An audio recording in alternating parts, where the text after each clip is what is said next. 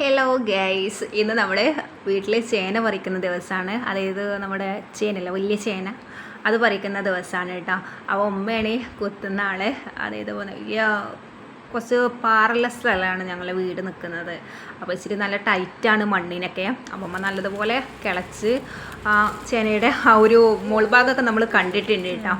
അപ്പോൾ ഇത് നമ്മൾ കത്തി വെച്ചിട്ടൊന്ന് നല്ലതുപോലെ ഇളക്കി കൊടുക്കുന്നുണ്ട്, എന്നിട്ടും കിട്ടുന്നില്ല സംഭവം.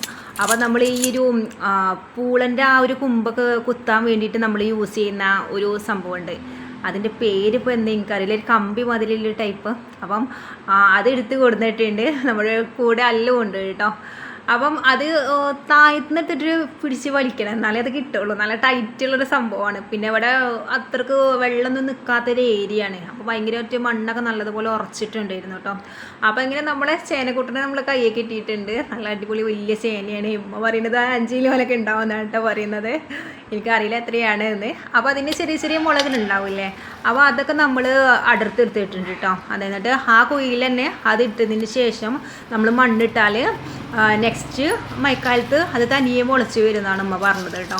അപ്പോൾ അതിനെക്കുറിച്ച് കൂടുതലായിട്ടൊന്നും എനിക്കറിയില്ല കേട്ടോ. അപ്പം അത് മണ്ണിട്ടതിന് ശേഷം നമ്മൾ ഇച്ചിരി വായൻ്റെ ലീഫ് ഉണ്ടാവില്ലേ, അതായത് വായൻ്റെ ലീഫ് ഉണങ്ങിയ ഇങ്ങനത്തെ കുറച്ച് ഇഷ്ടും കാര്യങ്ങളൊക്കെ ഉണ്ടാവില്ലേ വായൻ്റെ, അപ്പോൾ അത് കുറച്ച് ശേഖരിച്ചിട്ടുണ്ടായിരുന്നു. അതും കൂടെ ഇട്ടിട്ട് നല്ലതുപോലെ മുകളിൽ മണ്ണിട്ടാൽ ഇച്ചിരി വളമ്പിയും കാര്യങ്ങളൊക്കെ ആവും നമ്മ പറഞ്ഞത് കേട്ടോ. അപ്പോൾ അതിന് നല്ലതുപോലെ വെള്ളം കാര്യങ്ങളൊക്കെ ഒഴിച്ചെടുത്താൽ പെട്ടെന്ന് വളരുമെന്നും പറഞ്ഞു.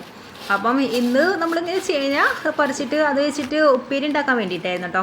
അപ്പോൾ ചേനക്കുട്ടൻ നമ്മൾ കൈ കിട്ടിയിട്ടുണ്ട്. അപ്പോൾ ഈ വീഡിയോ ഇത്രയൊക്കെ തന്നെയുള്ളൂ കേട്ടോ. Okay, thank you.